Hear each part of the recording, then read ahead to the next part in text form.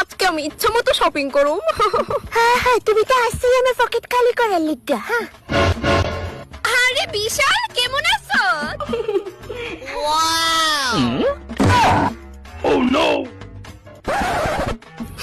ভালো আছি। Okay bye. ভালো আছি।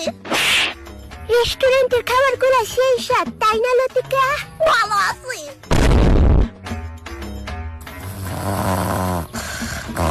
ফাইনালি ঘুমাইছে।